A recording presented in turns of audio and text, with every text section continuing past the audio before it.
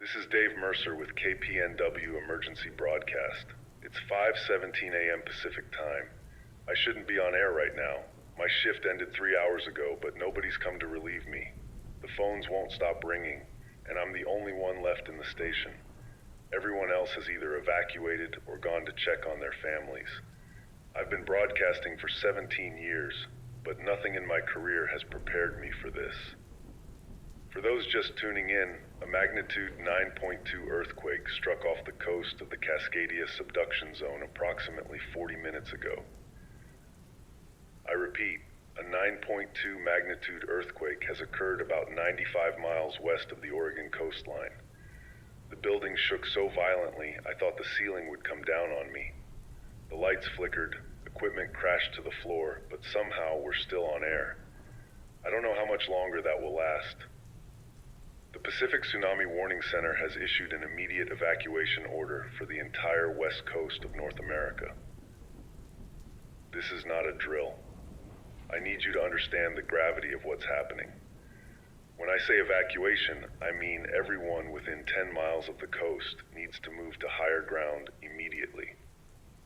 Let me be crystal clear about what we're facing.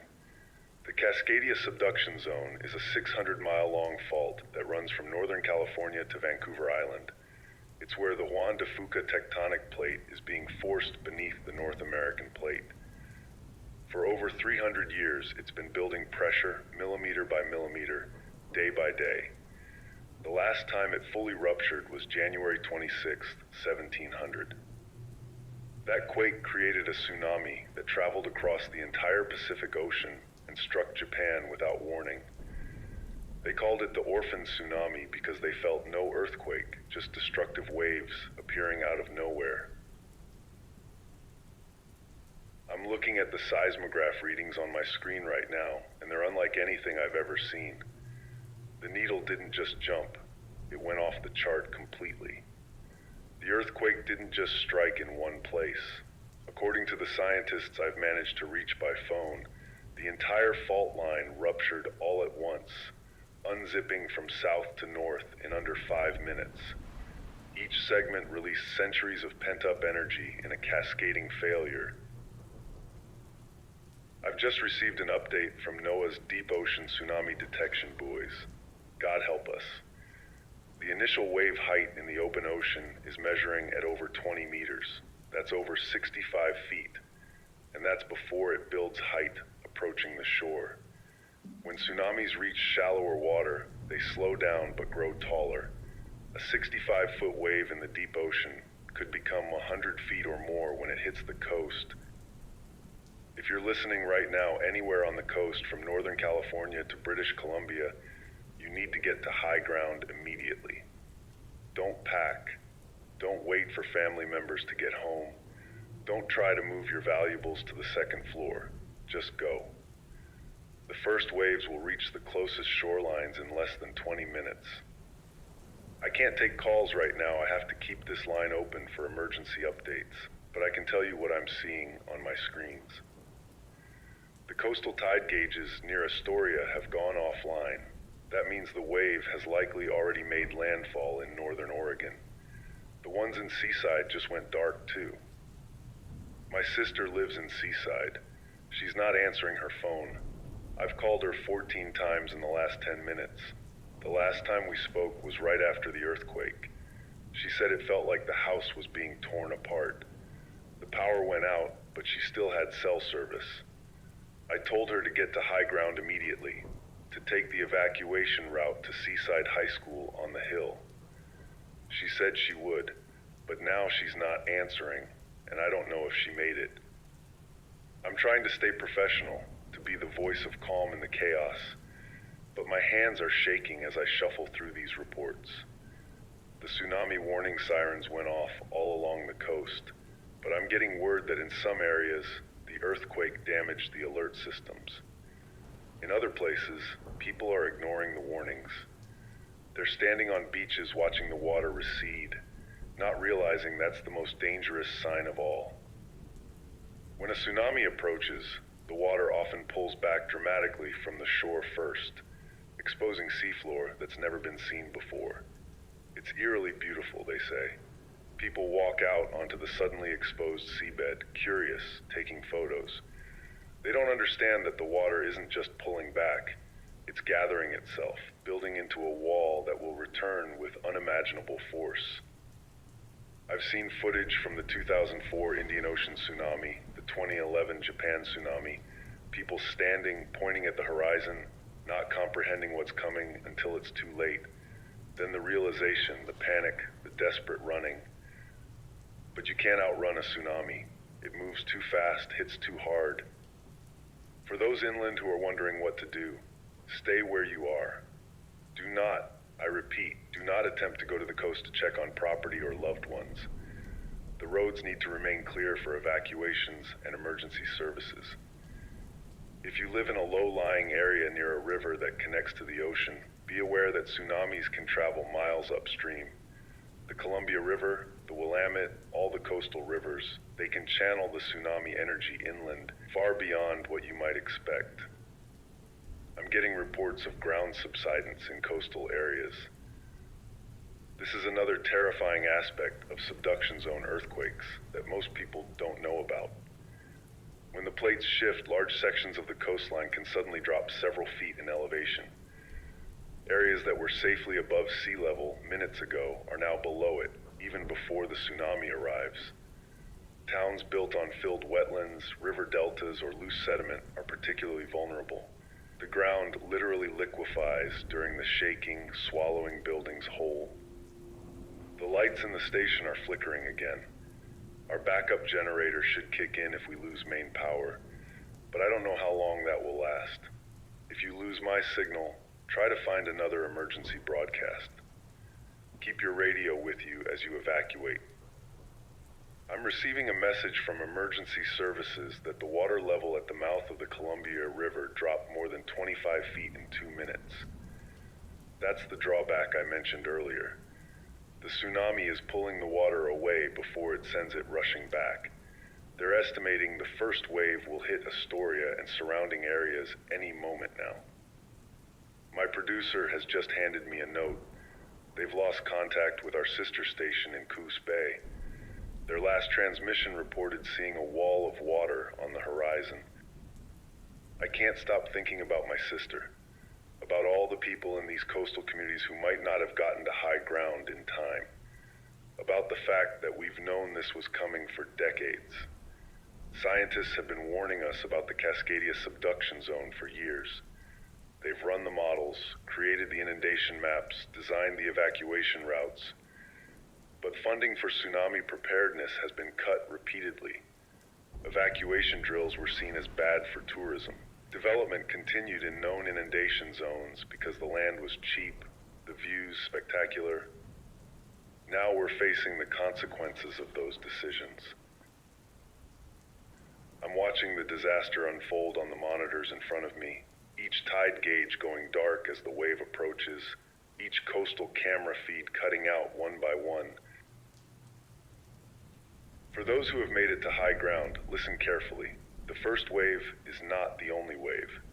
I repeat, there will be multiple tsunami waves, and often it's the second or third that's the largest. The waves come in a series, sometimes hours apart. Even if the first wave seems survivable, do not return to low-lying areas. Stay where you are until officials give the all clear, which could be 24 hours or more. The earth is still trembling beneath us. These are aftershocks, some as large as magnitude 7.0, earthquakes that would be major events on any normal day, now just footnotes to the catastrophe unfolding. Each one could trigger additional tsunamis or submarine landslides that create their own waves. I'm seeing reports of coastal highways collapsing, bridges failing, landslides cutting off evacuation routes. If you're trapped between the advancing water and impassable roads, look for the highest sturdy structure nearby, a concrete building, a parking garage, anything that might withstand the force of the water. As a last resort, climb a sturdy tree, though many won't survive the current. The tsunami travels at the speed of a jet aircraft in the open ocean, nearly 500 miles per hour. It only slows when it reaches shallow water, which is also when it grows in height. This isn't a regular wave that breaks and dissipates. It's more like a rapidly rising tide, a wall of water that keeps coming and coming, pushing inland until its energy is spent, carrying debris that batters everything in its path. The first images are coming in from coastal bluffs where people have gathered with their phones. I can see the wave approaching Cannon Beach. The iconic Haystack Rock stands in the foreground, a scale reference that makes my blood run cold. The water behind it has risen far above its normal height, engulfing the base, now climbing higher. The wave isn't cresting and breaking like a normal wave. It's a wall of churning darkness, pushing forward, devouring the beach, now reaching the first row of homes and businesses. These aren't just buildings being destroyed. They're people's lives, their memories, their futures. The small coastal towns of Oregon and Washington aren't just tourist destinations. They're communities where generations have lived, worked, and weathered storms together. Places like Seaside, where my sister moved 5 years ago after her divorce, looking for a fresh start in a small community where she could open her bookstore and walk the beach every morning. I should have tried harder to convince her to move inland. I knew the risk. I've interviewed the geologists, the emergency managers. I've reported on the tsunami drills and evacuation plans.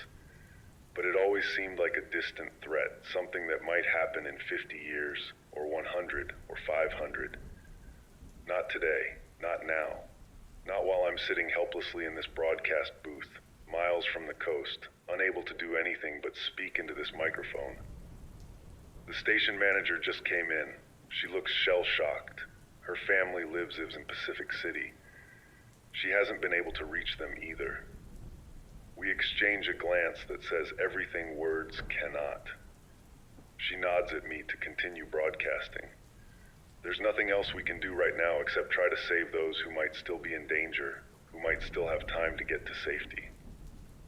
If you're in the path of this tsunami and still have time, remember, move to high ground, stay there, and bring only what you need to survive for 24 hours. If you're already safe, stay where you are. If you have loved ones in the affected areas and can't reach them, try to keep the phone lines clear for emergency services. Register them as missing with the Red Cross when that system comes online. This is Dave Mercer with KPNW Emergency Broadcast. I'll stay on air as long as I can, providing updates as I receive them. The next hours will test us all in ways we cannot imagine. But right now, in this moment, if you can hear my voice, there's still hope. There's still a chance. Move to high ground. Stay alive. We'll face whatever comes next together.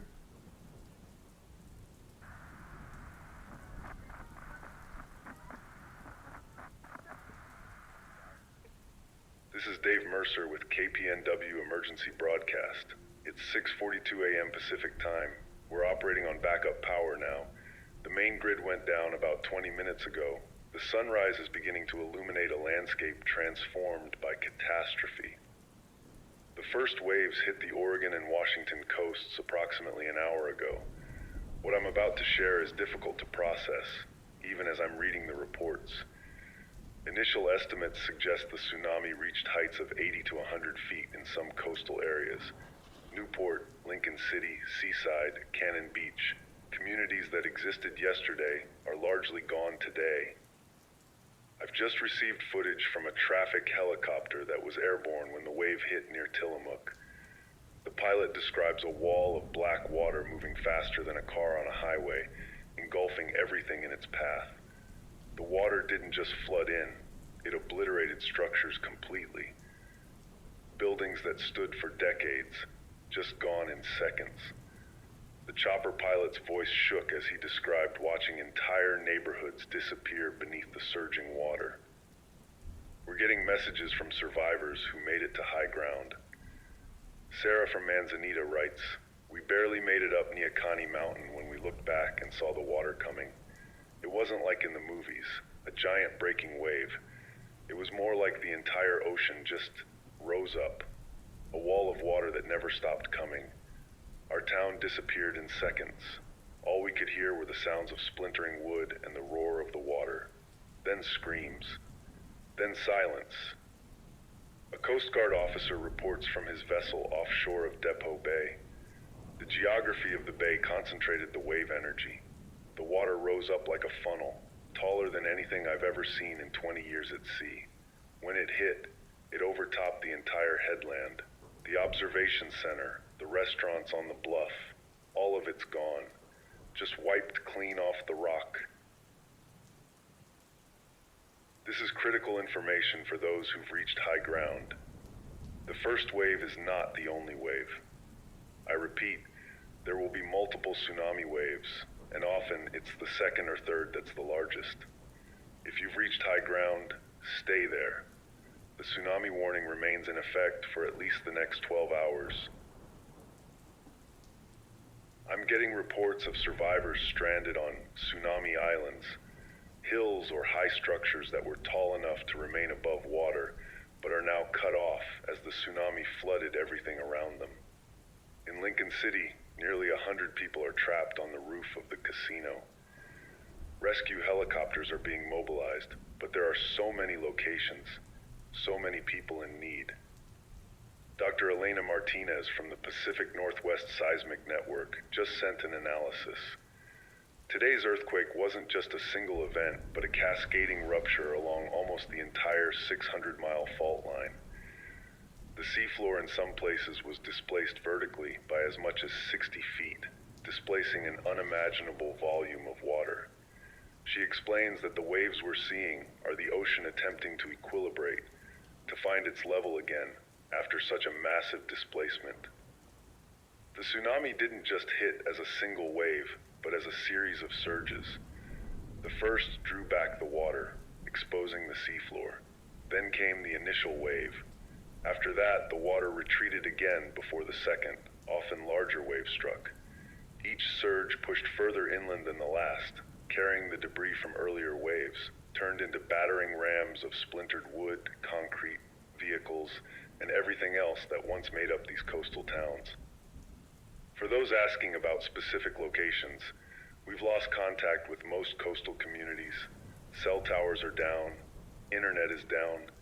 The only reports we're getting are from emergency services, with satellite communications, or people who managed to get to higher elevations before losing service. I still haven't heard from my sister. I'm receiving word that the tsunami has now reached the San Francisco Bay Area. The narrow inlet of the Golden Gate has funneled the wave energy, creating a surge that's racing through the bay. The Golden Gate Bridge still stands, but the wave has breached the Embarcadero seawall. Water is pouring into the financial district. The ferry building is partially submerged, and boats from the marina have been carried into downtown streets. A fishing boat captain reports from just outside the Golden Gate. I was heading out for the morning catch when I felt the earthquake. I knew what it meant. I turned around immediately and headed back toward the harbor to warn people, but then I saw it coming. A swell unlike anything I've ever seen. Not a breaking wave, but the entire ocean rising up. I turned my boat straight into it and somehow made it over. When I looked back, I saw it funneling through the gate like water through a hose, getting higher and faster. I watched it hit Sausalito first.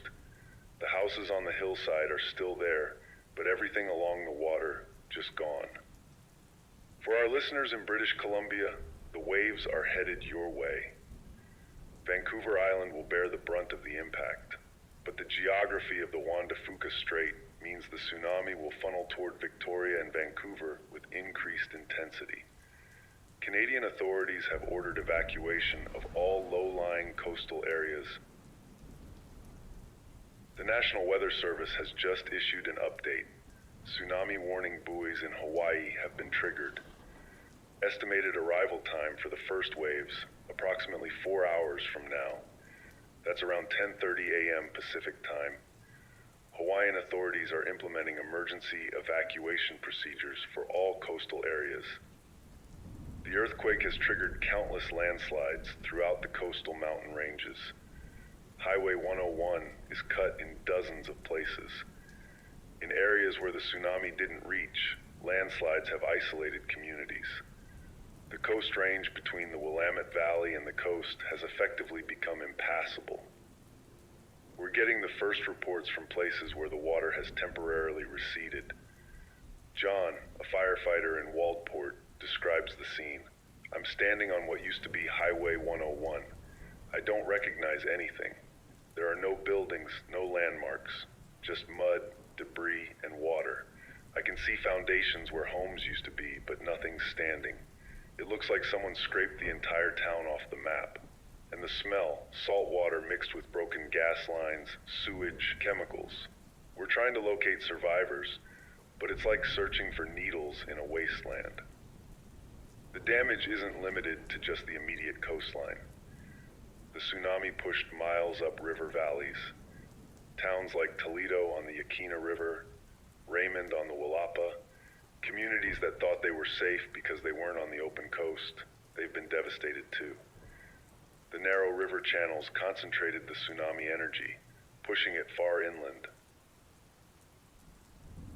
I've just received footage from a man who was hiking in the hills above Oceanside when the wave hit. He captured the entire sequence, the water receding first, exposing hundreds of yards of seafloor, then the horrifying wall of water rushing in. You can hear him on the video, screaming for people on the beach to run, but they're too far away to hear him. The wave moves so fast, faster than anyone could possibly run. It slams into the town with such force that buildings don't just flood. They explode from the impact, shattering into pieces that become deadly projectiles carried by the current. For those of you who've made it to safety but are worried about loved ones, the Red Cross is establishing a registry for survivors and missing persons.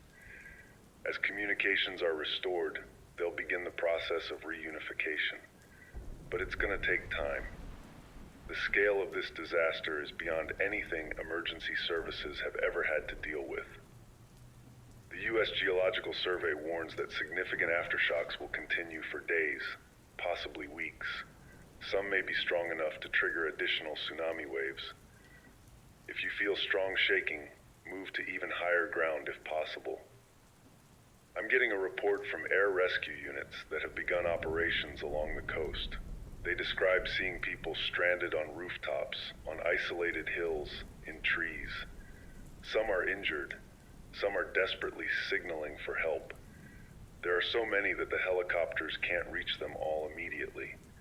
They're prioritizing those in the most precarious situations. People clinging to structures that look like they might collapse. Those who appear injured or in medical distress. A nuclear reactor at the Columbia Generating Station has automatically shut down as designed. Officials report no damage to critical systems, but they're conducting thorough inspections. Dams throughout the region are being assessed for structural integrity after the massive earthquake. The tsunami has radically altered the coastline itself. River mouths have been reshaped. Sandbars and small islands have disappeared entirely. Navigation channels have filled with debris and sediment. When this is over, new maps will need to be drawn. I've just been handed a note that the second tsunami wave has begun to reach the northern coast. Early reports indicate it's even larger than the first in some areas. If you're in a safe location, stay there. Do not attempt to return to affected areas, even if the water appears to have receded. A Navy vessel offshore reports seeing houses, cars, entire sections of roadway floating out to sea, carried by the retreating wave. The debris field extends miles offshore and will pose a hazard to shipping for months to come. For our listeners still able to receive our broadcast in inland areas, the immediate tsunami threat is limited to coastal regions and along rivers that connect to the ocean. However, the earthquake has caused widespread damage throughout the Pacific Northwest. Bridges have collapsed. Power is out across multiple states. Water systems are compromised. If you're in a safe location with supplies, please stay where you are to keep roads clear for emergency vehicles. I'm I'm getting word that emergency response teams are mobilizing from across the country. Urban search and rescue teams, disaster medical assistance teams, the National Guard, all are deploying to staging areas inland. But reaching the most affected areas will be incredibly difficult with roads destroyed and debris blocking access. The station manager just returned. She's been trying to reach family in Pacific City. She looks devastated. I don't need to ask what that means. My own phone has stopped working entirely now. The network is completely overwhelmed. I keep checking it anyway, hoping for some word from my sister, some indication that she made it to high ground in time. The Seaside High School evacuation site is on a hill that should be above the inundation zone, but with waves this size, I don't know if even that was high enough. For those asking about historical context, this appears to be the largest earthquake and tsunami to hit the Pacific Northwest since the last full Cascadia subduction zone rupture in 1700. That event is estimated to have been approximately magnitude 9.0. Today's quake was 9.2, significantly stronger. Indigenous oral histories from tribes along the coast describe entire villages being swept away in the 1700 event. They passed down warnings about recognizing the signs and moving to high ground. Those who heeded those ancient warnings today may owe their lives to that generational knowledge. The governor has just declared a state of emergency and formally requested federal disaster assistance. The president is expected to address the nation within the hour. I've been told that all commercial flights in and out of Seattle, Portland, and San Francisco have been suspended. Airports are being converted to emergency response centers. If you were planning to fly in to check on loved ones, you won't be able to. The best thing you can do is stay where you are and keep communication channels open for emergency use. I'm going to stay with you through this. As long as our generators hold out, as long as I have a microphone, I'll be here. This is Dave Mercer with KPNW Emergency Broadcast. Stay safe, stay high, stay alive.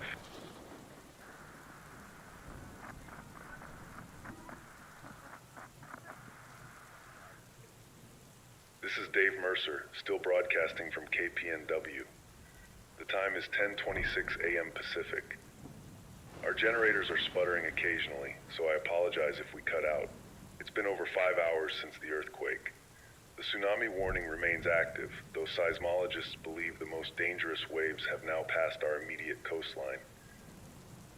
What we're left with is devastation on a scale I can't fully comprehend. The Oregon and Washington coasts as we knew them no longer exist. I'm receiving live audio from Coast Guard rescue helicopters. The pilots are struggling to find words to describe what they're seeing. One veteran pilot with 15 years of hurricane rescue experience said, "This is worse than Katrina. The coastline itself has changed. I don't recognize anything.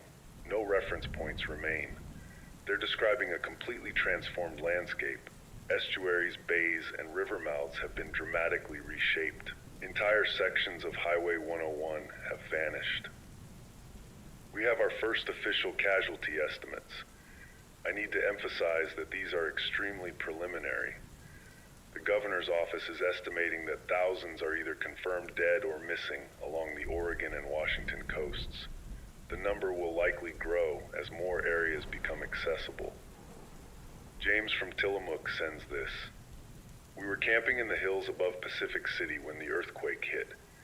It was violent enough to knock our tent flat. When it stopped, my wife remembered the tsunami warnings they teach in school. We drove to the highest point we could find and watched from Cape Lookout viewpoint as the wave came in. It wasn't just water, it was carrying houses, cars, everything.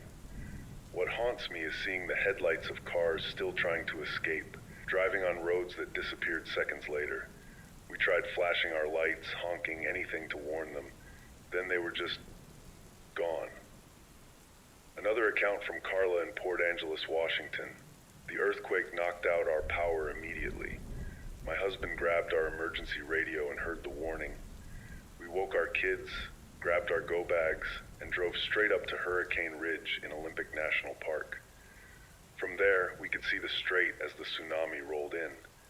The water pulled back so far we could see the seafloor, and then it just kept coming in, and in, and in. We watched Port Angeles disappear. We could hear the crashing and splintering of wood from miles away. My daughter asked when we could go home. I couldn't answer her. The first drone footage from coastal areas is coming in now. The cameras show mile after mile of devastation. Where seaside resorts, vacation homes, and fishing villages once stood, there's nothing but mud, debris, and standing water. Landmarks that have defined these communities for generations, piers, lighthouses, distinctive buildings, have been swept away completely. The tsunami has now reached Hawaii. Initial reports indicate that wave heights are significantly lower than on the west coast, around 10 to 15 feet, but still dangerous and destructive, especially in harbors and bays where the energy is concentrated. Waikiki Beach has been completely inundated. The warning system appears to have functioned well, with most residents and tourists evacuated to higher ground. But the economic damage will be severe, with beachfront hotels and businesses suffering extensive damage. Dr. Martinez has sent an explanation about why this tsunami has been so devastating. Unlike some tsunamis caused by landslides or localized faults, this event displaced water across hundreds of miles simultaneously. The subduction zone didn't just slip in one place, it unzipped along its entire length, creating not just one wave but a complex series of waves that reinforce each other in unpredictable ways. Some areas experienced what scientists call wave amplification, when successive waves combine their energy, or when the tsunami's energy was focused by underwater canyons or coastal formations. For those asking about the danger to Japan and other Pacific nations, yes, this tsunami will cross the entire ocean. Warnings have been issued throughout the Pacific Rim. Estimated arrival time in Japan is approximately 10 hours from now. Fortunately, the energy will dissipate somewhat over that distance, and Japan has some of the best tsunami defenses in the world, following their 2011 disaster. I've just received word about a miracle rescue in Astoria. A 5-year-old girl was found alive, clinging to a piece of driftwood nearly 2 miles inland from where her family's home once stood. A Coast Guard rescue swimmer spotted her from a helicopter, a tiny figure in a pink nightgown among the debris field. She has minor injuries, but is being airlifted to Portland for treatment. Her parents and brother are still missing. The search and rescue operations are facing enormous challenges. Downed power lines, gas leaks, unstable buildings, and contaminated water make the affected areas extremely hazardous. Rescue teams are using specialized equipment, thermal imaging to locate survivors trapped under debris, drones to survey impassable areas, and amphibious vehicles to navigate the flooded terrain. I received word about Seaside, where my sister lives. The tsunami overtopped the evacuation hill at the south end of the town. The entire community it's just gone. Search and rescue operations haven't begun there yet. It's still too dangerous.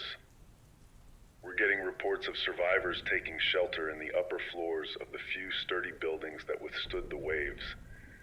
Some have been stranded for hours without food, water, or medical attention. In Newport, 60 people, including patients evacuated from the local hospital, are crowded into the upper floors of a parking garage. They've been signaling rescuers with flashlights and clothing tied to makeshift poles.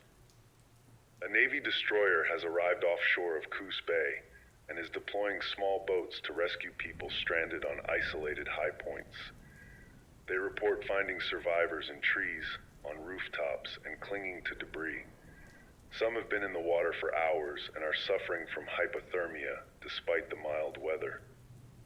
The air quality along the coast has become dangerous in some areas. Natural gas lines have ruptured, storage tanks of hazardous materials have been breached, and the mixture of seawater with chemicals from homes, businesses, and vehicles has created toxic conditions. Rescue workers are operating in hazmat suits in the worst affected zones. The first emergency field hospitals are being established at staging areas inland: Salem, Eugene, Olympia, and Redding. Medical evacuation helicopters are making continuous flights, bringing the injured from coastal areas to these facilities. Doctors report treating injuries typically seen in war zones: massive trauma, crushing injuries, and what they call tsunami lung, from people who nearly drowned in contaminated water. Mark, a paramedic working near Lincoln City, sends this account. We're finding people with injuries I've never seen in 15 years of emergency medicine. Some were carried miles by the water, tumbling through debris the entire way. Others were trapped in buildings as they collapsed. The lucky ones have cuts, broken bones, and hypothermia. The less fortunate, I can't describe what high-velocity debris does to a human body. We're doing the best we can with limited supplies. Yesterday I was treating sprained ankles and heart attacks. Today I'm performing triage like I'm in a combat zone. Environmental experts are warning about the ecological impact. Oil from vehicles and storage tanks is spreading through sensitive coastal ecosystems. Sewage treatment plants have been destroyed, releasing raw waste into the environment. The tsunami has scoured estuaries that served as critical habitat for juvenile salmon and other species. The debris being carried back out to sea poses a threat to marine life throughout the Pacific. For those who evacuated before the tsunami, many emergency shelters have been established in inland communities. Schools, churches, and community centers from Portland to Redding are housing thousands of displaced people. Relief agencies are working to provide food, water, and medical care, but the scale of the need is overwhelming the system. I've just received a satellite phone call from a fishing boat captain who was at sea when the earthquake hit. He described feeling the wave pass beneath his vessel, not as a breaking wave, but as an enormous, fast-moving swell that lifted the boat and then moved on towards shore at incredible speed. He's now navigating through a debris field that extends miles offshore, trying to assist in the rescue effort by picking up survivors spotted in the water. Nuclear and hazardous material specialists are being deployed to assess potential contamination. While there are no nuclear power plants directly in the tsunami zone, research facilities, hospitals, and industrial sites with radioactive materials were hit. Teams in protective gear are working to locate and secure these materials. The focus now is entirely on search and rescue, but officials are already warning that recovery will take years, possibly decades. The economic impact will be catastrophic. Fishing fleets have been destroyed. Tourism infrastructure has been wiped out. Transportation networks have been severed. The timber industry, already struggling, has lost mills and access to forest lands due to landslides and bridge collapses. I'm receiving word that temporary morgues are being established in warehouse facilities inland. The grim task of identifying the dead will be complicated by the condition of the bodies and the destruction of identification records in affected communities.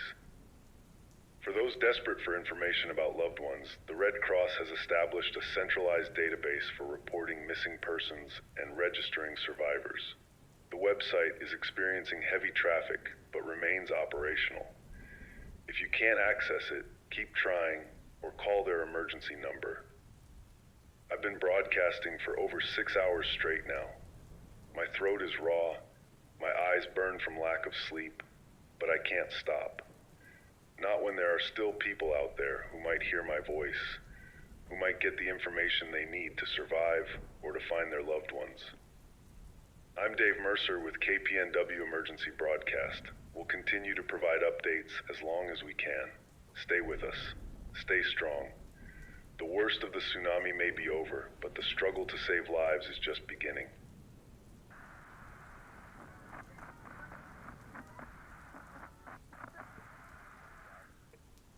This is Dave Mercer with KPNW Emergency Broadcast. It's 3:17 p.m. Our engineers just brought in additional fuel for the generators. We should be operational for at least another 24 hours. It's been nearly 10 hours since the earthquake and initial tsunami. The waters have receded in most areas, but what they've left behind is a landscape transformed by destruction. I'm receiving the first aerial footage from news helicopters over the coastal areas. I don't have words adequate to describe what I'm seeing. Where entire communities once stood, there's nothing but mud, debris, and the exposed foundations of buildings. The tsunami didn't just flood these areas, it scoured them clean, as if some giant hand reached down and swept away decades of human habitation in an instant. The pilot is saying they can't identify landmarks anymore. Nothing is where it should be. Streets end abruptly at new shorelines. Harbors have been filled with sediment or deepened beyond recognition. The coastline itself has changed shape. For those wondering about the science behind what we've experienced, this wasn't just a tsunami. It was what scientists call a Mega Tsunami. Dr. Elena Martinez explains that the Cascadia subduction zone had been locked for over 300 years, building up enormous stress. When it finally gave way, it released energy equivalent to thousands of atomic bombs, displacing a volume of water that's almost incomprehensible.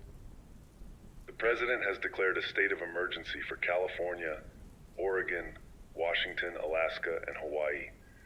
FEMA is mobilizing what they're calling the largest disaster response in American history. Military assets, including the USS Abraham Lincoln Carrier Group, are being diverted to assist with relief operations. National Guard units from across the country are deploying to the affected regions. Michael from Coos Bay writes, "We made it to the high school on the hill when the sirens went off.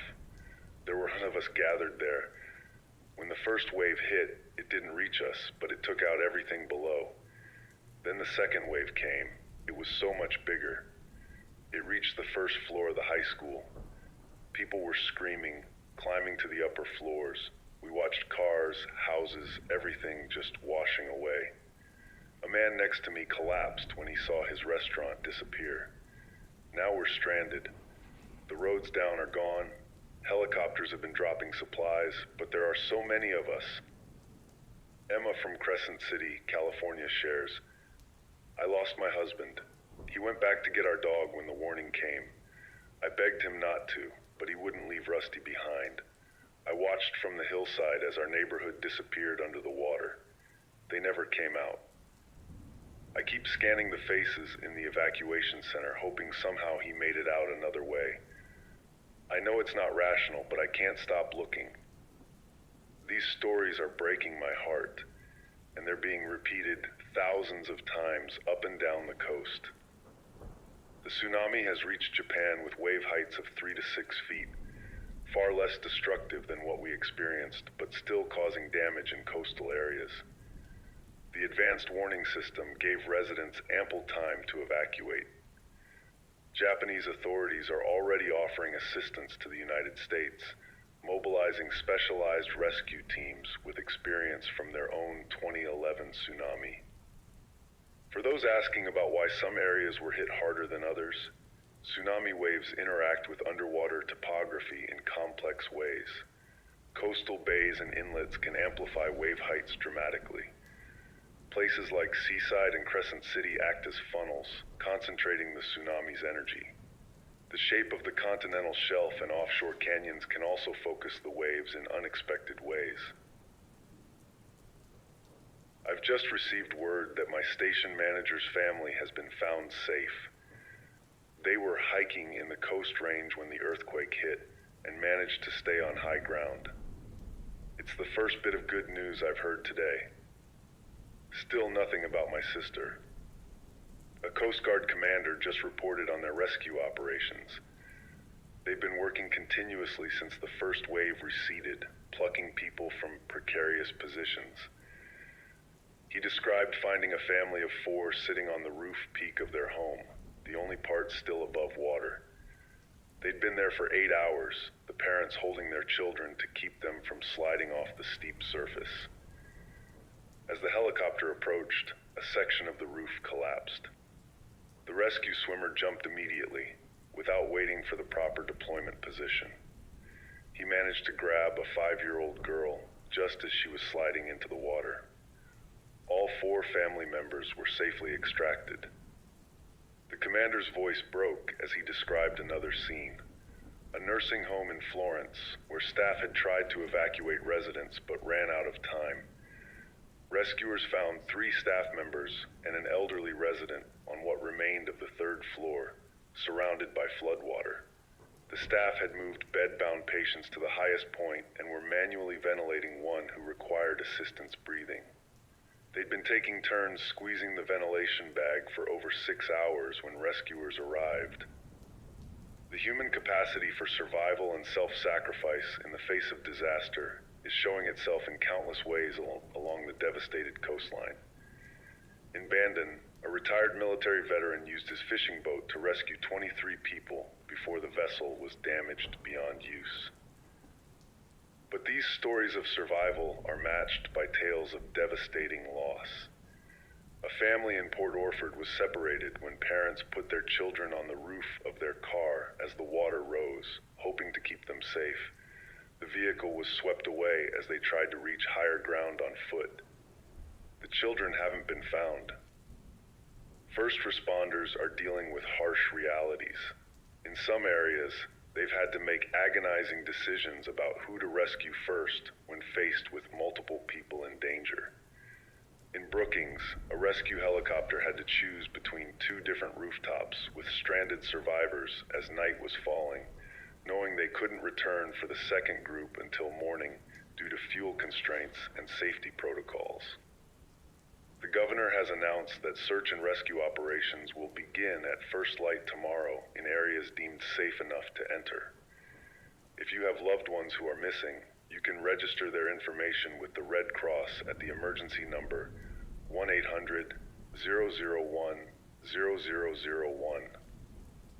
Mental health professionals are warning about the psychological impact of this disaster. Beyond the immediate trauma for survivors and first responders, the scale of loss, homes, communities, loved ones will create lasting psychological wounds. Crisis counselors are being deployed to evacuation centers, but the need far outstrips available resources. Dr. Sarah Chen, a trauma psychologist, explains, "What we're seeing goes beyond the normal stress response to disaster. People aren't just experiencing loss, they're witnessing the complete erasure of places central to their identity. Towns where families lived for generations are simply gone. The geography itself has changed. This level of disorientation and displacement creates profound psychological challenges for recovery. I'm receiving word that temporary field hospitals are now at capacity. Medical personnel are working around the clock, many having been on duty since the earthquake hit. They're treating everything from minor injuries to life-threatening trauma. Blood supplies are running critically low. If you're in unaffected areas, blood donation centers are desperately seeking donors of all types. The environmental impact is becoming clearer as assessment teams make their way into affected areas. Oil and chemical spills have been reported at multiple locations along the coast. Marine wildlife rescue teams are finding seabirds and mammals coated in oil and debris. Salmon spawning grounds in coastal rivers have been destroyed. The long-term ecological consequences will be severe and lasting. For those in evacuation centers or shelters, relief supplies are being airlifted to isolated locations. FEMA, the Red Cross, and military units are coordinating to distribute food, water, medical supplies, and emergency shelter materials. If you have special needs, medical equipment, prescription medications, infant formula, make these known to shelter coordinators immediately. I've just received a transmission from a ham radio operator in the hills above Yakats. He reports that approximately 200 people are sheltering in a community center that lost part of its roof during the earthquake. They need medical assistance. particularly for several elderly residents with chronic conditions whose medications were lost in the evacuation. The message was relayed to emergency services, and a National Guard helicopter is being dispatched. The scale of this disaster has overwhelmed local and state resources. The federal government is activating emergency protocols rarely used, shifting military assets, redirecting medical supplies, and mobilizing specialized teams from across the country. The President has authorized the use of military field hospitals, water purification units, and engineering battalions to assist in the response. For those concerned about looting or lawlessness in affected areas, despite some isolated incidents, authorities report that communities are largely coming together rather than falling apart.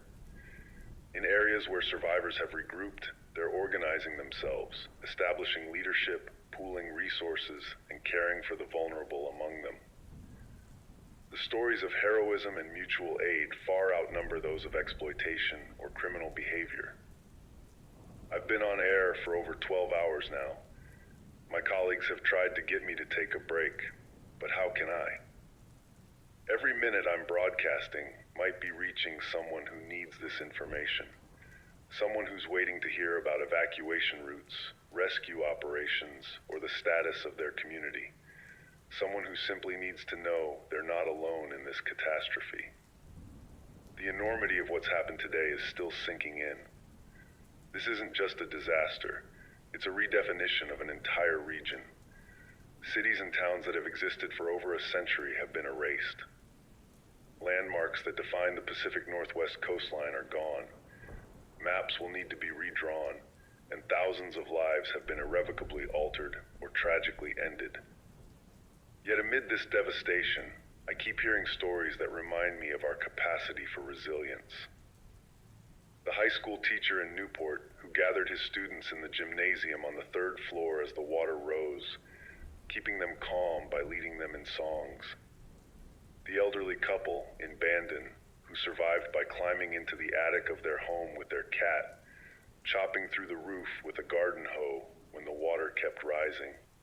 The Coast Guard crews who've been flying non-stop rescue missions, pushing themselves and their aircraft to the limits of endurance. As darkness falls on the first day of this catastrophe, search and rescue operations are scaling back in areas without night vision capabilities. But emergency responses continue. Lights can be seen moving through the devastation. Rescue boats, emergency vehicles navigating around debris, flashlights carried by search teams. The work of saving lives doesn't stop when the sun sets. For those who've survived, who've found safety, who are anxiously waiting for news of loved ones, this is Dave Mercer, continuing to broadcast as long as necessary. As dark as this day has been, remember that help is coming. We will rebuild. We will recover. Stay with me through the night. You are not alone.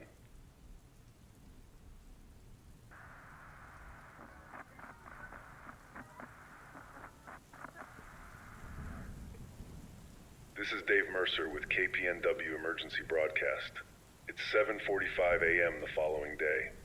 I've been on air for over 26 hours now, with short breaks when my colleague Marcus could step in. My voice is hoarse, my body aches from sitting in this chair, but I can't stop now. Not when there are still so many people depending on this broadcast for information, for connection, for hope. The sun is rising over a changed Pacific Northwest. The immediate danger from the tsunami has passed, but the crisis is far from over. Daylight reveals the full extent of the devastation, and it's worse than we feared. Search and rescue operations are now underway along the coast. The National Guard, Coast Guard, and emergency services from across the country are converging on the affected areas. Military helicopters thunder overhead. Urban search and rescue teams with specialized equipment and trained dogs are moving through the wreckage, looking for survivors. I have updated casualty figures. Again, these are preliminary and will likely change as search operations continue. The death toll currently stands at over 5,000 confirmed, with an estimated 12,000 people still unaccounted for. This makes it the deadliest natural disaster in modern American history, surpassing the 1900 Galveston hurricane and the 1906 San Francisco earthquake. For our listeners who are focusing on the recovery, FEMA has established emergency centers at these locations inland: Portland Expo Center, Salem State Fairgrounds, Eugene Lane County Fairgrounds, Reading Civic Auditorium, and Olympia Capitol Campus. If you've been displaced, these centers can provide immediate assistance, temporary housing information, and family reunification services. Scientists are now providing a clearer picture of what happened yesterday. The earthquake that triggered the tsunami wasn't just a 9.2 magnitude event.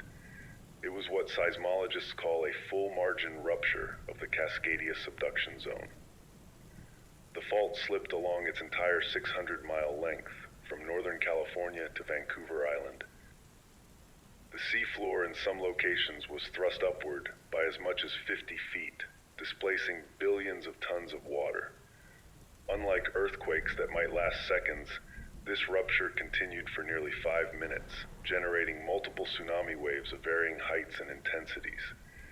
Dr. Martinez explains that parts of the coastline have permanently subsided, dropping several feet in elevation, while other sections have risen. The geography of the entire region has been fundamentally altered. Thomas in Westport, Washington shares, "Our community had practiced tsunami drills for years. When the real thing happened, that preparation saved hundreds of lives. Our evacuation route to the high school worked exactly as planned. Now we're organizing ourselves, setting up communal kitchens, distributing supplies, taking care of the elderly and children. We've lost almost everything, but we're alive and we're together. Yesterday I watched my hardware store of 30 years disappear under the water. Today I'm using my remaining inventory to help neighbors patch roofs and secure structures." Linda from Lincoln City writes, "I'm a nurse at the hospital. When the earthquake hit, we immediately began evacuating patients to the upper floors. The first floor was eventually inundated, but we didn't lose a single patient. We've been operating on generator power for 24 hours now, treating the injured who've been brought in by helicopter. The solidarity among the staff and community volunteers has been overwhelming." A retired surgeon who was staying at a nearby resort showed up offering help. He's been operating non-stop. A local restaurant owner who lost everything still managed to bring food for the staff and patients. It's these moments of humanity that keep us going. I'm getting reports of dramatic rescues unfolding as daylight allows teams to penetrate deeper into affected areas. In Manzanita, rescuers heard faint tapping from beneath a collapsed beachfront condominium. Using specialized acoustic equipment and trained dogs, they pinpointed the location and have been working for 4 hours to reach a family believed to be trapped in an air pocket. The operation is delicate. Shifting the wrong piece of debris could cause a secondary collapse. In Coast Bay, a Coast Guard helicopter spotted the words SOS-6 alive spelled out with driftwood on the roof of a partially submerged hotel. They've just completed the extraction of all 6 survivors, including an 8-month pregnant woman who went into labor during the rescue operation. The helicopter diverted to the nearest field hospital, where she delivered a healthy baby girl. In the midst of unprecedented tragedy, new life emerges. The President will address the nation this evening at 8 p.m. Eastern Time. The White House has announced a comprehensive disaster response plan, including the deployment of military assets for rescue operations, field hospitals, and the restoration of critical infrastructure. Naval vessels, including the hospital ship USNS Mercy, are en route to the region. The aircraft carrier USS Abraham Lincoln has arrived offshore and is serving as a floating base for helicopter operations. I received news about my sister about an hour ago. A search team found her alive. She and a group of neighbors made it to the roof of the Seaside High School during the tsunami. They've been stranded there for over 24 hours. A Coast Guard helicopter is extracting them now. sorry. I'm trying to maintain professionalism, but this is personal for all of us. Every single person in the Pacific Northwest has been affected by this disaster, either directly or through loved ones. When I heard my sister's name on the survivor list, I broke down right here in the studio. My colleagues gathered around me, people who are dealing with their own losses and fears, to share in this moment of relief. As we look toward recovery, experts are warning that the path forward will be long and difficult. Dr. Martinez explains that this event has permanently altered our coastline. Some communities may never be rebuilt in the same locations due to new flood risks and changed topography.